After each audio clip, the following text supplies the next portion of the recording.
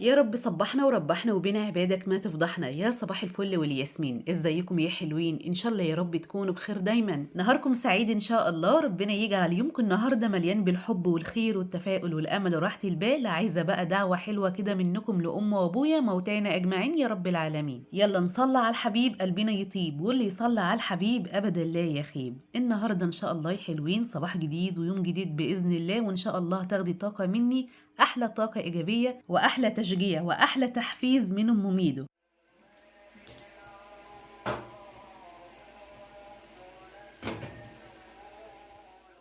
الهمة يا ستات، شوفي يلا انت هتعملي ايه النهاردة. اصحي كده من النوم، شوفي هتعملي ايه ورتبي يومك ونظمي يومك عشان تخلصي على طول. يومك بسيط ويومك جميل، وطالما في إرادة وفي كمان طاقة عندك ان شاء الله هتخلصي شغلك على طول بسرعة الصاروخ. عايزة اقول لكم انتوا وحشتوني وحشتوني وحشتوني، وكمان مرة وحشتوني. ان شاء الله ما تحرم منكم ابدا ابدا ابدا، ولا ايه ولا برضه تتحرموا مني ابدا ابدا. قولوا امين. يلا بقى على يوم الجميل البسيط اللي يفتح النفس. تعالوا بقى اما اقول لكم انا بعمل ايه دلوقتي في الفطار.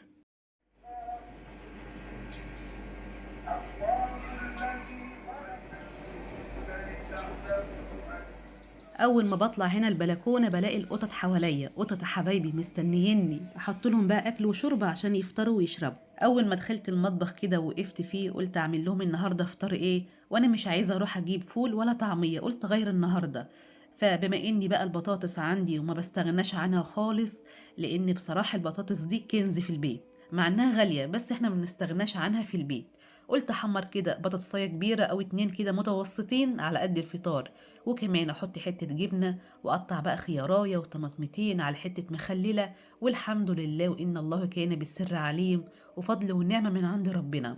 دي جبنه يا جماعه ابو ميدو جايبها من مصر هو جاي. الجبنه دي عباره عن جبنه مهروسه، اي جبنه بقى، يعني بواقي جبنه اللي بتطلع من المصانع بيهرسوها ويحط عليها حبه البركه، وكمان شويه زيت كده على الوش عشان وشها يتحفظ من اي عفونه او من اي ريمه. وكمان حاطين فيها قطع من الفلفل وقطع من الجزر او بشرين فيها جزر، وساعات بيحطوا فيها شرايح زيتون. يعني طبعا ايه بيحلوا الجبنه وبيطعموا الجبنه بالحاجات الحلوه دي. تمام. على ما اعتقد جردل الجبنه ده يعني عامل حوالي 2 كيلو جبنه، وبرضو ايه سعره ممكن يكون ب100 جنيه او 120. هو ما قاليش الصراحه يعني، انا ما سالتش، بس انا ايه منه هو بيجيب لي جبنه على طول وانا عارفه الوزن وعارفه الاسعار. فانا بقول ايه يعني السعر القريب من الجردل، وكمان الوزن انا عارفاه لان طبعا هو بيجيب لي على طول، لان كان بيجيب لي انواع تانية، انواع جبنه كتير باطعمه كتير اللي انتوا شفتها معايا قبل كده في ايه في الفيديوهات.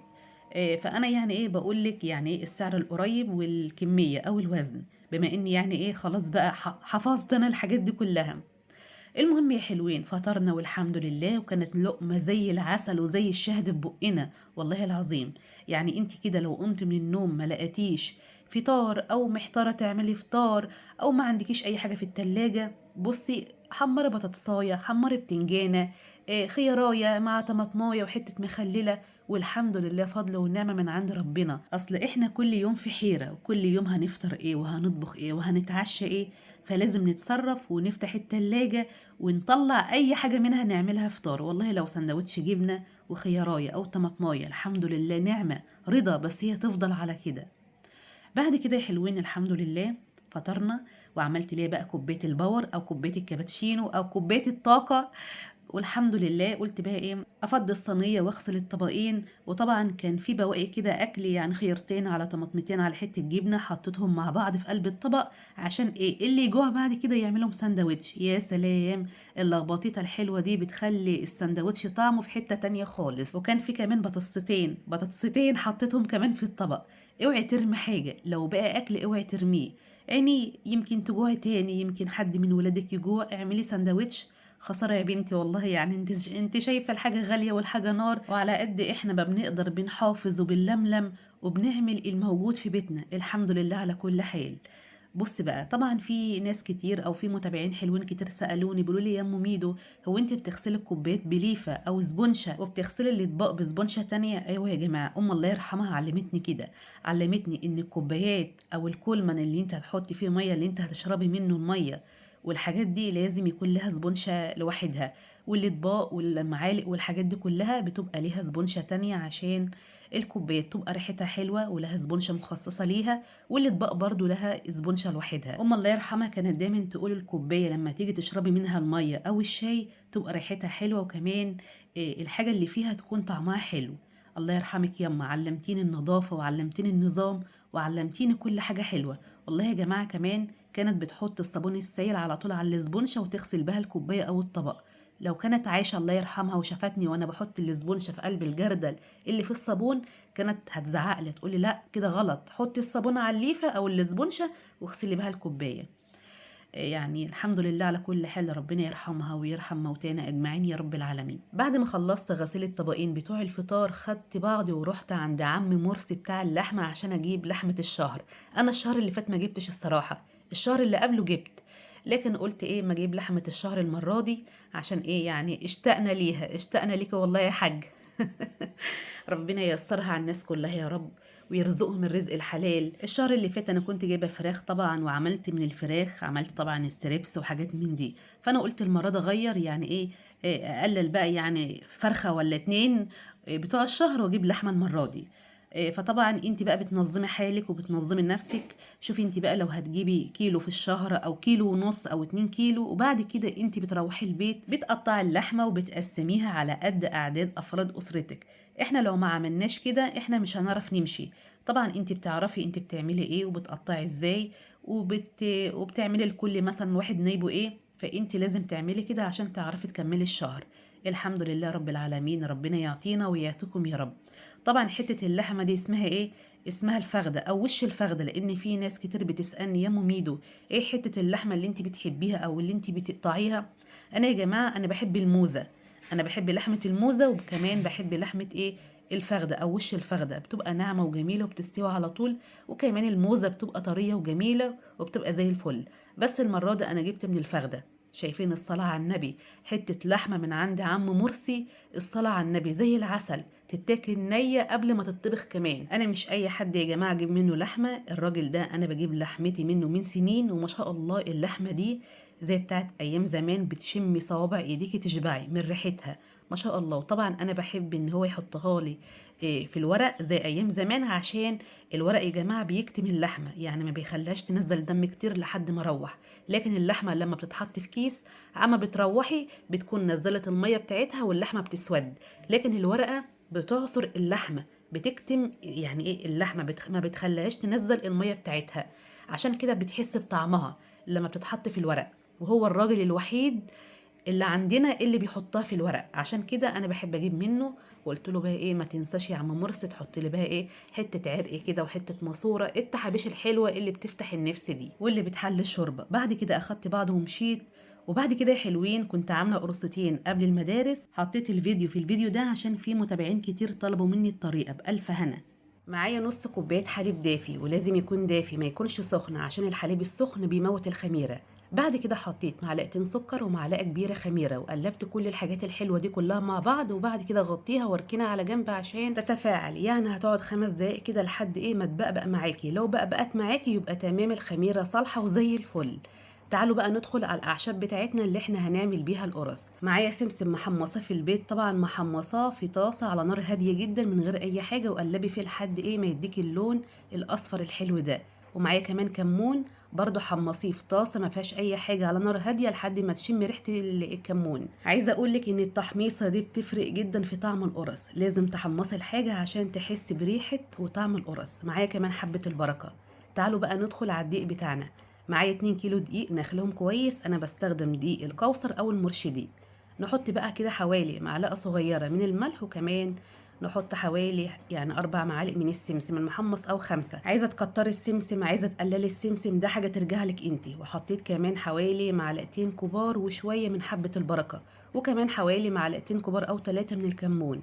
حابه تعملي القرص بالاعشاب زي ما انا عاملاها كده براحتك، حابه تعمليها ساده خالص براحتك، حابه تقللي في الاعشاب براحتك خالص، يعني كل حاجه ترجع لك وكل دار ولها مدار. وقلبت الدقيق مع الاعشاب، وتعالوا عشان نحط السمنه بتاعتنا على الدقيق. طبعا معايا كوبايتين سمنه دافيه، يعني دافيه بس مش مقدوحه، لكل كيلو دقيق كوباية سمنة. عندك بقى سمنة بلدي تقدري تحطي حتة سمنة بلدي على سمنة نباتي، تقدري تحطي كوباية زيت وكوباية سمنة، المتاح عندك اعملي بيه يا حبيبتي، مفيش حاجة بتقول لا. قلبت بقى السمنة مع الدقيق، وبعد كده تعالوا نحط الخميرة. ما شاء الله الخميرة بتاعتنا بقت وبقت زي الفل. حطيناها بقى كده على الدقيق ونقلب طبعا الخميرة مع الدقيق، وبكون مجهزة حوالي كيلو حليب أو كيلو وربع على حسب نوع الدقيق، لان في دقيق بياخد سوائل ودقيق لا. وطبعا انت بتحطي الحليب شويه بشويه لحد ما الدقيق يستكفى معاكي حليب. لو عندك حليب قاطع اعجني بيه، لو عندك لبن رايب اعجني بيه، لو عندك زبادي اعجني بيه، لو عندك حليب جمسي زي ما انا عملت كده برضو اعجني بيه.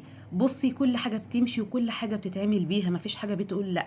بس دايما الحليب الدسم او الحليب الرايب دايما بيخلي القرصه كده ما شاء الله مش معضمه، وفي نفس الوقت ريحتها جميله. وكل ما تدي للحاجه حقها كل ما تطلع معاكي حلوه، لكن هتقصري في حقها وتقللي في مقاديرها هتطلع معاكي معضمه وناشفه ومش حلوه. زي ما انتوا شايفين كل ما العجينه عايزه حليب طبعا بحط لها واعجن فيها. بعد كده كان معايا حوالي 5 معالق قشطه او وش لبن، حطيتهم كده في العجينه وفركتهم في العجينه. يا سلام بقى، ما اقولكوش بقى على الريحه، تشمي كده ريحه القرصه بعد ما تستوي. فاكرين القرص بتاع الزمان بتاعت اهالينا لما كانوا بيعملوها بالخض والحليب الرايب؟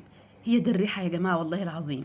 يعني ريحه القرصه ما شاء الله بألف هنا على قلوبكم. تعالوا بقى ايه نشوف العجينه بتاعتنا. ما شاء الله العجينه بتاعتنا طبعا انا قفلت الكاميرا واديتها بوكسات كده، شويه بوكسات، انما تمام لحد ما لتتها كويس جدا وبقت معايا طريه وزي الفل. بعد كده اتشهدت عليها عشان ربنا يبارك فيه ويزيده، ودهنت وش العجينه كده بحاجه بسيطه من الزيت عشان وشها ما ينشفش او يقشف. بعد كده غطيتها بكيس بلاستيك ودخلتها بقى ايه في اوضه كده تكون دافيه عشان تخمر. طبعا هي هتخمر على طول عشان الجو لسه حر. بعد بقى ايه ما العجينه اختمرت وبقت معانا ما شاء الله زي النفاخه كده، اللهم صل على النبي، الله اكبر، بسم الله ما شاء الله. تعالوا بقى نكورها كور كده صغيره عشان نبططها وعشان نسويها. عايزه بقى الكوره صغيره براحتك، عايزه بقى الكوره تكون كبيره براحتك، بس صدقيني كل ما تكون الكوره مثلا يعني كبيره سنه، مش كبيره قوي يعني كبيره سنه، عشان لما تيجي تبططيها ما ترقش، يعني تكون كده ايه تخينه وماسكه نفسها. لان القرصه لما تكون رقيقه طبعا بتنشف معاك وبتبقى معضمه، لكن القرصه لما تكون تخينه شويه كده ومليانه طبعا بتبقى كلها لحم وبتبقى كمان طريه. قرصت بقى شويه كده وحطيتهم قدامي، واهم حاجه تغطي اللي انت بتقرصيها عشان الجو حر والعجين بينشف من فوق. بعد كده اخدت اول واحده انا قرصتها عشان بتكون ريحت شويه. هي بسم الله ما شاء الله العجينه لينه وسلسه وزي الفل، يعني مش محتاجه كمان ان انت تريحيها. بس اخدت اول واحده انا عملتها وبططتها زي ما انت شايفه كده، بططتها كده حاجه بسيطه، وبعد كده بحطها في الصينيه على طول. المهم ان انت وانت بتبططيها ما ترققهاش قوي عشان ما تنشفش منك في الفرن. بصي خفطه والسلام اهو، يعني مش محتاجه ان انا افضل ابطط فيها وارقق فيها. بعد كده بحطها في الصينيه، وطبعا الصواني يا جماعه مش مدهونه اي حاجه، انت بتحطها في الصينيه من غير اي حاجه. بعد بقى ما بططهم واحطهم في الصواني هسيب بقى ايه القرص دي تخمر شويه لحد ما احس ان القرصه قبت معايا واتنفخت. بعد كده بكون بقى مسخنه الفرن. لازم تدخلي القرص على فرن سخن والنار تكون عاليه من تحت، وبتحط الصينيه على الشبكه اللي في النص. اول ما القرص بقى تاخد لون من تحت بتطفي النار من تحت وبتشغلي الشوايه، القرص تاخد لون احمر جميل من فوق. واول ما تطلعيها على طول غطيها عشان تكون طريه معاكي شويه، يعني ما تكونش معضمه. القرص دي يا جماعه انا كلتها كتير من الافران. انا كنت بجيب القرص والقراقيش والحاجات دي بالكمون والشمر والسمسم وحبه البركه، بصراحه انا حبيتها بالاعشاب. في ناس ما بتحبهاش بالاعشاب، ده حاجه ترجع لك انت يا حبيبتي، عايزه تعمليها بالاعشاب براحتك، مش عايزه براحتك. بس انا كنت بجيبها على طول من الفرن كده بريحه الكمون او بطعم الكمون وحبه البركه. بس طبعا احنا لما بنعمل الحاجه في البيت بنعملها بضمير وبذمه وبنظبط كده الحاجه، وطبعا انت بتعمليها كده ايه يعني بتحطي فيها بقى كل الحاجات الحلوه اللي بتديها نكهه وريحه. لكن قرص الافران طبعا عمرها ما هتظبط الحاجه زي ما انت هتعمليها في البيت. كفايه اللي انت عاملاها بايديك الحلوين ونظافه وكمان طعم وريحه. فبألف هنا على قلبك. قومي يلا اعملي قرصتين حلوين كده لولادك على دخلة المدارس. العيل كده ولا العيلة لما ياخدوا كده قرصتين وهم رايحين المدرسة يسندوا قلبهم، وكمان هتشبعهم لحد ما يروحوا من المدرسة. وكمان لو جوزك رايح الشغل الصبح وانت مش قادرة تعملي له فطار، تقدري تعملي له بقى كوباية حليب او كوباية شاي وتحط له قرصتين، او ياخد قرصتين معاه يفطر بيهم في الشغل. المهم ان هي طبعا هتفيدك كتير، وكمان هتريحك في حاجات كتير، وكمان تغيير في الفطار. بألف هنا على قلبك. طبعا يا جماعه الكمون اديته تحميصه كده بسيطه على النار لحد ما شميت ريحته، وبعد كده حطيته في الدقيق، لان ممكن في متابعين يقولوا لي يا ام ميدو في التعليقات هو انت طحنتيه؟ لا يا جماعه انا ما طحنتوش، يا دوبك حمصته وحطيته في الدقيق. ما شاء الله بألف هنا. شايفين بقى القرص عامله ازاي؟ قرص الافران الجميله، بس دي قرص بيتي طبعا يا جماعه. وال2 كيلو دقيق ادوني اكتر من 3 كيلو قرص. ما شاء الله ما شاء الله بألف هنا. الكيلو بيرمي معاكي كتير. شايفين بقى القرص عامله ازاي؟ لا هي معضمه ولا هي فيها اي حاجه، وبالحليب الدسم وبالقشطه وبالسمنه وحاجه عسل، ريحه وطعم. والقرصه من جوه منفسه وخفيفه وهشه وزي السكر. استاهل متابعه ومشاركه ولايك ولا ما استاهلش؟ لو استاهل يبقى خلاص بقى، يعني زي ما انتوا بقى ايه عايزين تعملوا.